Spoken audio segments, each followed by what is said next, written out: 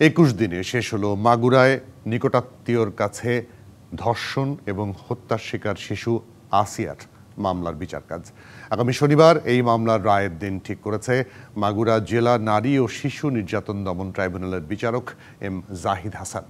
সারা দেশ নাড়িয়ে দেয়া এই নির্মম ঘটনায় আসামিরা যেন দৃষ্টান্তমূলক শাস্তি পায় সে আশা করছে শিশুটির পরিবার এবং সাধারণ মানুষ। বিষয়টি নিয়ে আরও কথা বলতে আমাদের সঙ্গে মাগুরা থেকে যুক্ত হচ্ছেন নারী ও শিশু নির্যাতন দমন ট্রাইব্যুনালের পিপি অ্যাডভোকেট মনিরুল ইসলাম মুকুল। অ্যাডভোকেট মুকুল, আপনাকে স্বাগত।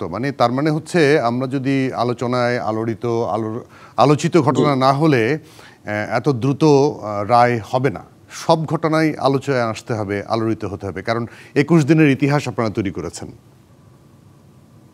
আপনি আমার প্রশ্নটি বোধহয় বুঝতে পারেননি মনিরুল ইসলাম মুকুল, যে আলোচিত না হলে বোধহয় এত তাড়াতাড়ি এত দ্রুত বিচারের কাজ শেষ হতো না, তাই কি?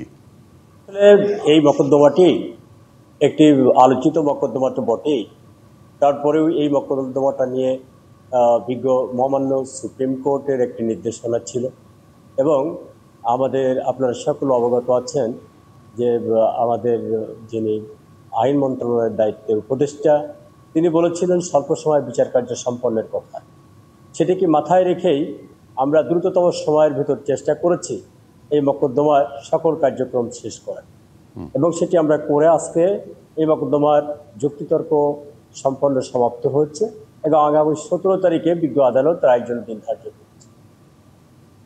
জি, আমার প্রশ্নটা ছিল যে সারা দেশে তো আরো অনেক ঘটনা ঘটছে এরকম আসিয়ার মতো ঘটনা, সেই মামলাগুলোর কিন্তু এত দ্রুত গতিতে সম্পন্ন হচ্ছে না। সেটির ক্ষেত্রে এটি একটা উদাহরণ হতে পারে কিনা? আপনি একটু যদি ক্যামেরার দিকে তাকিয়ে কথা বলেন তাহলে ভালো হয়। আপনি সম্ভবত অন্যদিকে তাকিয়ে কথা বলছেন, একটু ক্যামেরার দিকে তাকালে রাইট, এবার বললে সুবিধা হয় আমার। জি বলুন।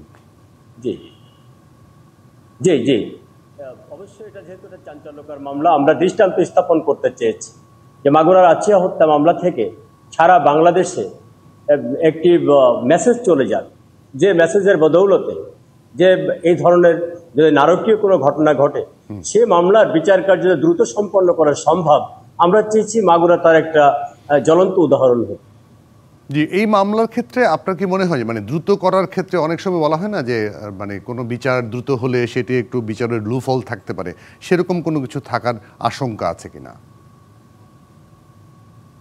একনল হ্যান্ড ওয়াশ 100% প্যারাবেন ফ্রি, তাই নিরাপদ হাতের জন্য আস্থা রাখুন একনলে। না, আমার মনে হয় যে সেরকম কোনো বিচারিক জুডিশিয়াল নোটে কোনো আশঙ্কা নেই, কারণ আমরা সকলে আন্তরিক ছিলাম। রাষ্ট্রপক্ষে আমি পিপি হিসাবে এবং বিজ্ঞ বিচারক এবং যারা আমাকে সহযোগিতা করেছেন, এই মকদ্দমা তদন্তকারী কর্মকর্তারা যারা ছিলেন প্রত্যেকের অত্যন্ত একটি আন্তরিকতা, সেই আন্তরিকতাটা সমন্বিত একটি প্রচেষ্টাই সম্ভব হয়েছে এত দ্রুততম সময়ে এই বিচার কার্য ত্বরান্বিত।